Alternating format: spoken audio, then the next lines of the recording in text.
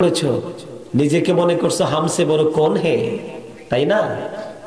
এই মনে রাখবা, just time, no complain, no argument. আজরাইলকে অর্ডার করতে দেরি, আজরাইল একটা সেকেন্ড দেরি করবে না, কলিজাটা ছিঁড়ে হুটা বের করে নিয়ে যাবে। কলিজাটা ছিঁড়ে হুটা বের করে নিয়ে যাবে। কি মনে করেছো টাকা দিয়ে পয়সা দিয়ে আজরাইলকে কিনে নিবে? এই ঈসা নবীকে, ঈসা আলাইহিস সালামের কাছে একদিন এক ইহুদি এসে প্রশ্ন করলো, আপনি তো মরা মানুষকে জিন্দা করতে পারেন, পুরনো কোনো মৃত ব্যক্তিকে কি জিন্দা করতে পারবেন? তখন তিনি বলেছেন, তুমি বলো কাকে জিন্দা করব? তখন তিনি বলল, নূহ আলাইহিস সালামের ছেলে শামকে জীবিত করো। তখন চলে গেলেন শামের কবরের কাছে। শামের কবরের কাছে গিয়ে শামকে ডাকলেন। এই শাম জিন্দা হয়ে গেল। শামের চুলদারিগুলো পাইকা সাদা হয়ে গেছে। ঈসার হুল্লা ডাক দিয়ে বলে, তোমাদের জামানার মানুষগুলোর তো চুলদারি পাকতো না, তোমার চুলদারিগুলো পেকেছে কেন? তখন তিনি উত্তর দিয়েছেন যে আমার চুলদারি পাকার কারণ হলো, আমি তো জানি মৃত্যুর পরে মানুষ আরেক দিন জিন্দা হবে, সেই দিনটা কিয়ামতের দিন। আমার কাছে মনে হয়েছে আজকে কিয়ামত কায়েম হবে, সেই ভয়, সেই আতঙ্কে, সেই চিন্তায়, সেই টেনশনে আমার চুলদারিগুলো পাইকা সাদা হয়ে গেছে। আল্লাহু আকবার বলেন। তখন তোনাকে প্রশ্ন করা হলো, আপনার মৃত্যুর বয়স কত? আমার মৃত্যুর বয়স হয়েছে 4000 বছর। নবী গো, আমি সব কিছু বলে গেছি, এখনো পর্যন্ত মৃত্যুর যন্ত্রণাটা ভুলতে পারিনি। কত হাজার বছর পরে জিন্দা হয়েছে শাম? 4000 বছর পরে। জানেন মৃত্যুর সবচেয়ে কম যন্ত্রণা হলো 1000 তলোয়ার মারার আঘাতের সমান। জাহান্নামের সবচেয়ে কম কষ্ট হলো আগুনের একজোড়া জুতা। গরুর গোস্তের পাতিলের মতো মাথার মগজটাও টকবক টকবক করে উতরাইতে থাকবে, তুমি থাকবে জিন্দা, মরতেও পারবা না।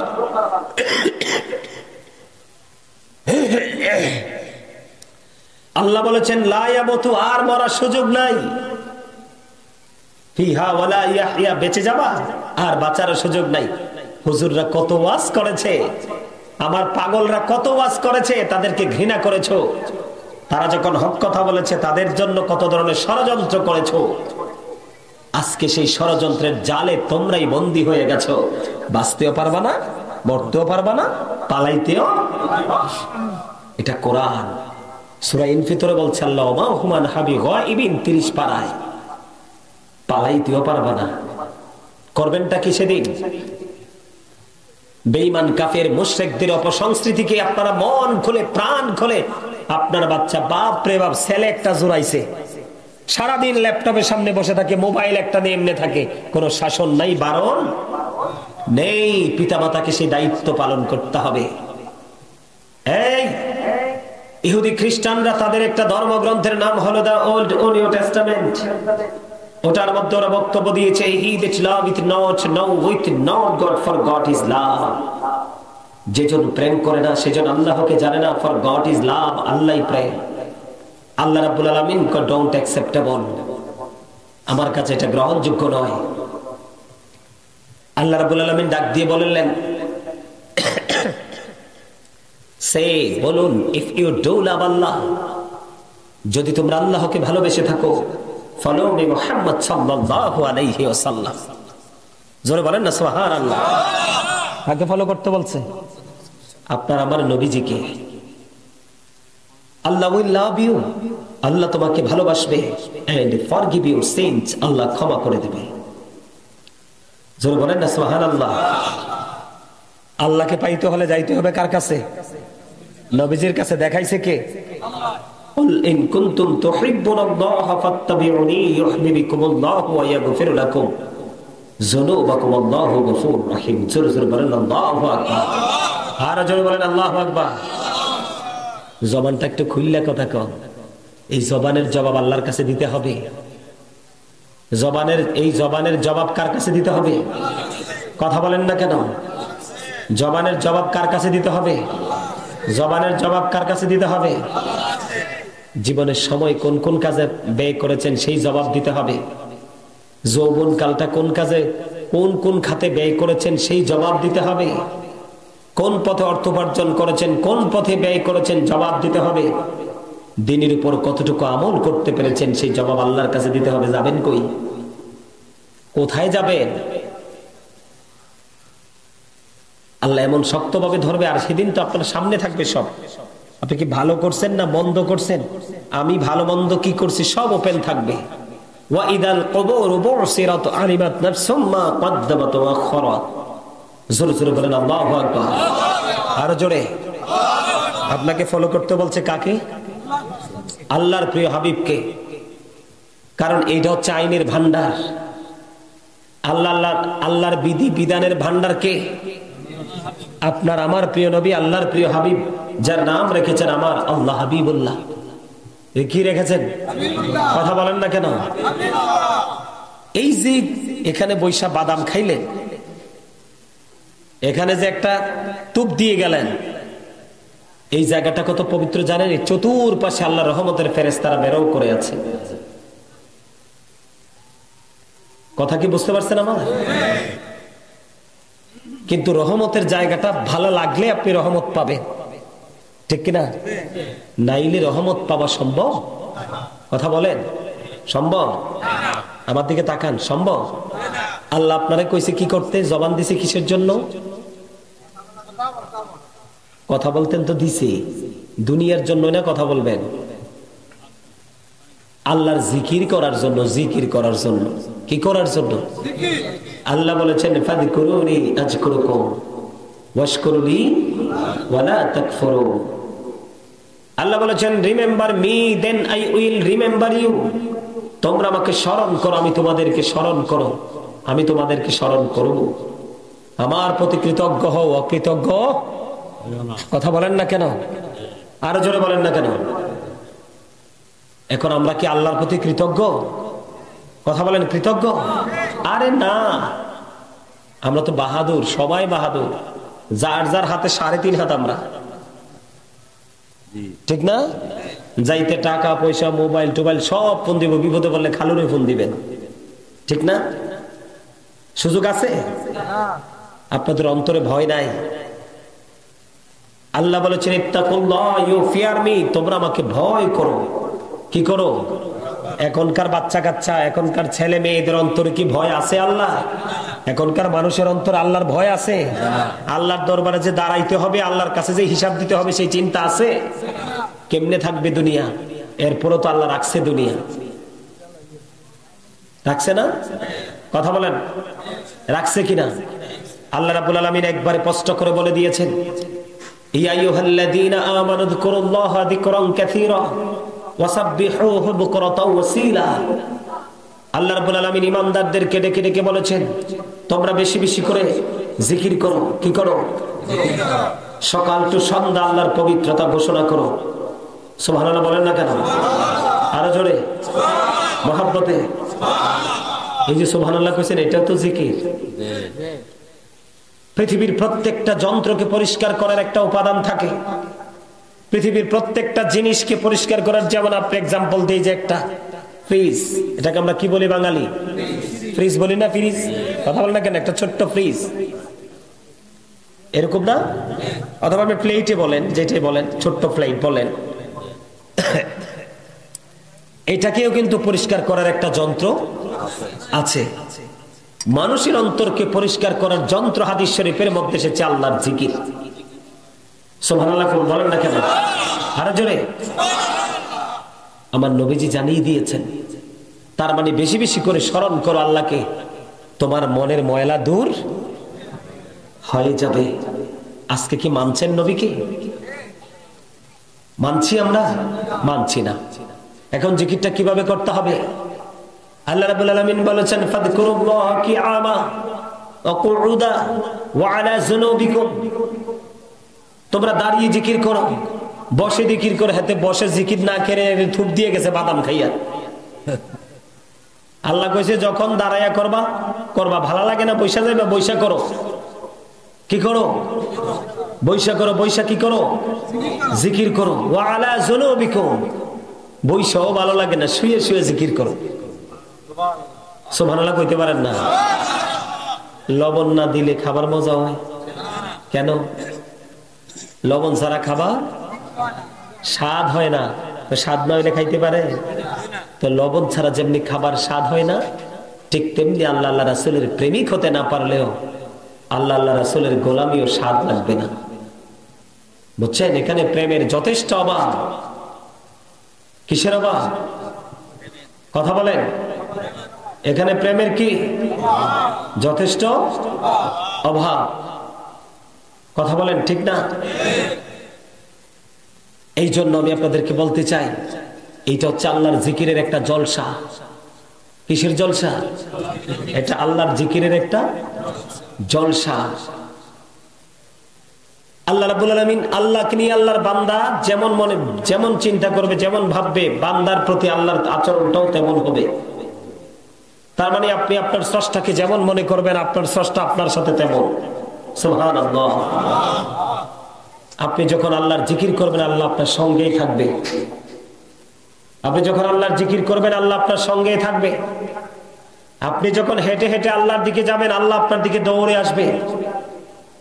আপনি যখন 1 হাত পরিমাণ এগিয়ে যাবেন, আল্লাহ আপনার দিকে 2 হাত পরিমাণ আসবে। আপনি 1 বিঘা পরিমাণ গেলে, আল্লাহ 1 গজ পরিমাণ এগিয়ে আসবে। দেখছেন মুমিনের কত কাছে আমার আল্লাহ। কথা বুঝতে পারেন আমার? হযরত আবু সাঈদ খুদরি রাদিয়াল্লাহু তাআলা আনহু থেকে হাদিস বর্ণিত, আমার নবীজি বলেছেন, তোমরা এমন ভাবে জিকির করো মানুষ দেখলে যেন তোমাদেরকে পাগল বলে, তবে বেয়াদবের মতো না, জিকিরের আদব নষ্ট করে না। জোরে জোরে বলেন না সুবহানাল্লাহ। আরো জোরে বলেন সুবহানাল্লাহ। আর একটু মহব্বত সুবহানাল্লাহ।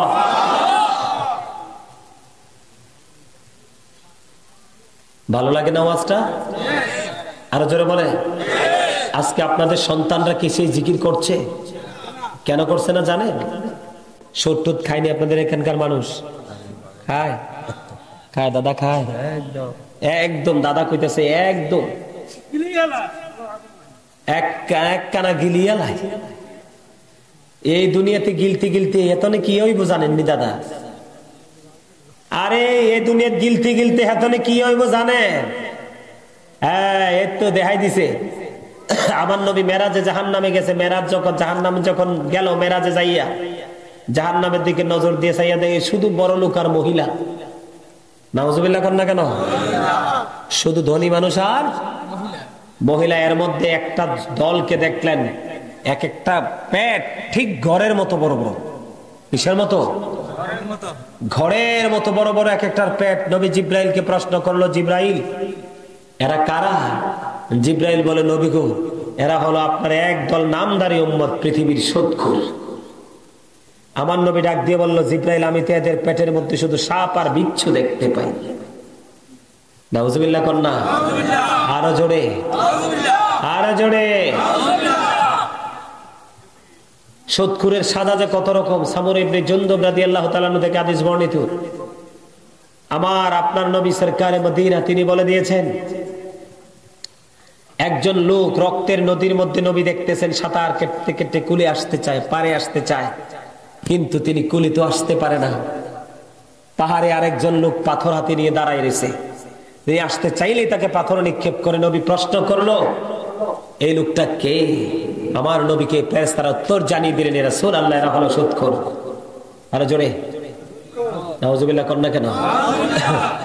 যে সুদ খাইলো সে যেন তার মাকে বিবাহ করলো। যে সুদের মাধ্যমে 1 টাকা উপার্জন করলো সে যেন 36 বার জিনা করলো। খবর কি রাখেন আর কি জানেন? সুদখোরের সব নাপাক। জীবনে মসজিদ মাদ্রাসা যেখানেই করেন, এদের যা টাকা জীবনেও নিবেন না, জীবনেও নিবেন না। কারণ লা তুকবালু সালাতুন বিগাইরি তুহুর ওয়ালা সাদাকাতুম মিন গুলুল। পবিত্রতা ছাড়া ইবাদত কবুল হয় না, এবং হারাম টাকা দান করলে দানও কবুল হবে না। আর সুদের মতো নোংরা উপার্জন আর কিছুই হতে। কত গরিব যে নিঃস্ব হয়ে গেছে এই সুদখোর নামক এই নষ্ট মানুষগুলোর কারণে। হ্যাঁ, কথা কন না কেন? কত গরিব মিসকিন হয়ে গেছে, কত মধ্যবিত্ত পরিবারের মানুষ বিপদে পড়েছে, অসুস্থ হয়েছে, 1 টাকা হাওলাত চায়, পায় না। সুদের কথা বললে টাকার অভাব হয় না। আরো জোরে বলেন না কেন? নাকি মিথ্যা বললাম আমি? হ্যাঁ, শোনেন, সর্বশেষ একটা তথ্য দিয়ে আমি আজ ওয়াজ শেষ করে দিব। সর্বশেষ একটা তথ্য, আল্লাহ রাব্বুল আলামিন আজরাইলকে একদিন ডাক দিয়ে বলতেছে, আজরাইল তুমি তো প্রাণীর জান কবজ করো। করি আল্লাহ গো, করি। এখন তোমার জীবনে এমন কোন ঘটনা কি আছে, কোন প্রাণীর জান কবজ করতে গিয়ে তোমার কষ্ট লাগছে? আজরাইল হাসি দিয়ে বলল, আল্লাহ গো, আমার চাইতে তো আপনি ভালো জানেন। আরে তুমি কও কে? আমি তোমার কাছ থেকে শুনতে চাই। আল্লাহ যদি কথা না কই, আমরা জানি এমনি কথা কন না কেন? আল্লাহ নবী যদি প্রেমের আলাপ না করতো, তাহলে কি আমাদের কাছে এগুলো আসতো? আবার আজরাইল আলাইহিস সালাম ডাক দিয়া কয়, আল্লাহ তুমি তো জানো। কয় না, তুমি বলো। আবার আজরাইল সাল্লাম ডাক দিয়া বলতেছে, আল্লাহ গো, আমি একদিন উর্মিমুখর এক সমুদ্রের উপরে দেখলাম একটা অজানা গন্তব্যের দিকে একটা তক্তা ভেসে ভেসে চলে যাচ্ছে। কোথায় যাচ্ছে সেও জানে। এটার মধ্যে দেখলাম একটা মহিলা, এই তক্তার উপরে মহিলাটা ভেসে ভেসে অজানা গন্তব্যের দিকে চলে যাচ্ছে। আল্লাহ, ঠিক সেই অবস্থার মধ্যেই এই অজানা গন্তব্যের দিকে চলে যাচ্ছে, গভীর সমুদ্রের উপর দিয়ে তক্তার উপর ভেসে ভেসে একটা মহিলা। সেই মহিলাটা গর্ভবতী।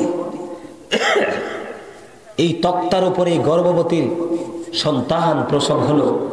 একটা মায়ের প্রসব যন্ত্রণা অনেক কষ্টের।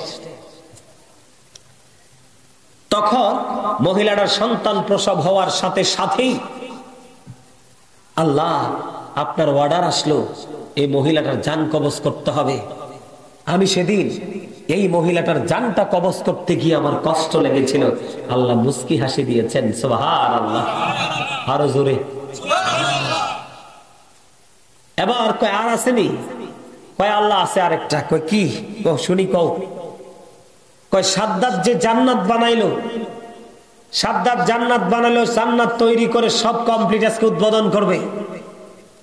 এখন সে ঘোড়ায় চড়ে টকবক টকবক করে সে জান্নাতে কদম দিবে। সেই মুহূর্তে একটা পা তার ঘোড়ার রেকাবের উপরে, আর একটা পা সে যে জান্নাত বানাইছে সেটার কদমে দিল। ঠিক একটা পা ঘোড়ার রেকাবের উপরে, একটা পা তার জান্নাতের দিকে বাড়াইছে। ঠিক সেই মুহূর্তে আমি আজরাইল, তুমি অর্ডার দিলে, আমি আজরাইল তার জান কবজ করতে গেলাম। সে অনেক রিকোয়েস্ট করেছে, কি করার জন্য? জান্নাতটা একটু ঘুরে দেখার জন্য। আজরাইল কয় জাস্ট টাইম, নো কমপ্লিট, কোন সুযোগ নাই। আল্লাহ সেদিন তার জানটা কবজ করতে গিয়ে আমার কষ্ট লাগছে। আল্লাহ আবারও হাসলো। সুবহানাল্লাহ বলেন না কেন? কয় আর আসেনি? আল্লাহ দুইটাই আছে। কয় আবার শোনো। আজরাইলকে বলে আবার শোনো। কয় ওই যে মহিলার জানটা কবজ করতে গিয়ে তক্তার উপরে তোমার কষ্ট লেগেছিল, একদিকে তার প্রসব যন্ত্রণা, আরেকদিকে তার মৃত্যুর যন্ত্রণা, আরেকদিকে তার ছোট্ট মাসুম বাচ্চা নবজাত শিশু। সেই মহিলার শিশুটাই হলো তুমি যেই বলেছো সাদ্দাতের কথা, সেই সাদ্দাত। সেই বাচ্চাটাকে আমি সাগর থেকে উঠিয়ে এনে বাঘিনীর কাছে দিয়েছিলাম বাচ্চাকে লালন পালন করার জন্য। সে বাঘিনীর দুধ খেয়ে বাঘের মতো হিংস্র হয়েছে, শক্তিশালী হয়েছে। তাকে আমি বাদশা বানিয়ে দিলাম। বাদশা বানানোর পরে সে নিজেকে খোদা দাবি করলো। নাউজুবিল্লাহ বলেন না কেন? কি দাবি করলো? খোদা দাবি করলো। সে খোদা দাবি করে আমার সাথে পাল্লা দিয়ে টক্কর দিয়ে সে জান্নাত বানাইলো। আল্লাহ কয়, আল্লাহ রাব্বুল আলামিন কয়, আমিও কই দেখ তুই বানা, আমি যে শেষটা কোথায় আছে। আজকে সেই দিন যদি সাদ্দাত যদি জান্নাতের ভিতরে ঢুকতে পারত, আজকের পৃথিবীর মানুষ এত নষ্ট হয়েছে, অসংখ্য মানুষ সাদ্দাতকেও খোদা মানত। ঠিক কিনা ভাই? এই জন্যই কিন্তু আল্লাহ সাদ্দাতকে একটা সেকেন্ডের জন্য যাইতে দেয় নাই। সেই জান্নাতরা বিচরণ করার সুযোগ সে পায় নাই, কারণ সে তার তাণ্ডব থেকে কোনো মানুষ রেহাই পাইতো না। এই জন্য আল্লাহ তাকে আগেই কি করেছেন? আল্লাহ তাকে আগেই পৃথিবী থেকে ক্লোজ করে দিয়েছেন। কথা বলেন না কেন? পৃথিবী থেকে আগে উঠাইয়া নিয়ে গেছে। তো এই জন্য বলছি, বাহাদুরি করিয়েন না, পাওয়ার দেখাইয়েন না। আপনার সম্পত্তি আছে, কি কাউকে দিয়ে রাখবেন নাকি? কাউকে দিয়ে রাখবেন? আপনার যা আছে তা আপনার, কিন্তু আপনাকে অহংকার করতে হবে কেন? গরিব যারা আছে তারা কি আপনার গাড়ির আঙ্গিনে গিয়ে ফ্ল্যাট নিয়ে বসে থাকবে নাকি? তারা তাদের আহার নিজেরাই জোগাচ্ছে, ভিক্ষা করে হইলো, ঠিক কিনা বলেন? না মিথ্যে বললাম? আর জোরে বলেন। সম্মানিত উপস্থিতি, অহংকার মুক্ত হন, কৃপণতা মুক্ত হন, সব ধরনের নোংরামি মুক্ত হন। বিশেষ করে সমাজকে যদি আপনি জাগিয়ে তুলতে চান, সমাজকে যদি আগামী প্রজন্মের জন্য জিন্দা করতে চান, প্রত্যেক একটা যুদ্ধ একটা মিশন মনে করে নেমে যান যুদ্ধে। সেই যুদ্ধটা হলো প্রত্যেকে সিদ্ধান্ত নেন, আমি আমার ছেলে মেয়েকে মানুষের মতো মানুষ বানাবো। কি করব? আমি আমার ছেলে মেয়েকে মানুষের মতো মানুষ বানাবো। এই যুদ্ধে নেমে যান, আপনার জীবন সুখের হয়ে যাবে, আপনার পুরো সমাজ সুন্দর হয়ে যাবে, জাতি উপকৃত হবে। এখনকার মা বাপরা যে সন্তান বানাইতেছে, জাতি উপকৃত হওয়া থাক দূরের কথাই রে। ওই যে কোন কলেজের মাঠে যে ওয়াজটা করলাম, ওই যে আমার যে হুজুর ছিল, আমি যে হুজুরের অনেক প্রশংসা টশংসা করলাম, আরে না বেটা, তোমরা তো চিনার কথা। মার্ডার হইলো যে পুলিশ যে স্টেজে আসলো, এন বিজয়নগর আছে, ওখানে মাঠে গেছে ওয়াজ করতে। শোনেন, আপনারা অনলাইনে তো ওয়াজ দেখেন না, আমার এই জন্য জানেন না। মাঠে গেছে ওয়াজ করার জন্য, হঠাৎ করে আপনার পুলিশ চলে আসলো। পুলিশ যখন চলে আসছে, আমরা তো আশ্চর্য হয়ে গেলাম, পুলিশ আসলো কেন? পুলিশ আসলো কেন চিন্তা করতে করতে আবার পুলিশ কি বলে জানেন? হুজুর একটু কথা বলতে হবে। এর আগে পুলিশ একটা কাজ করছে। পুলিশে কাজ করছে কি, মাহফিলে যখন আমরা মাহফিলে যখন আমরা গেছি, কোথায় থাকবি তো না,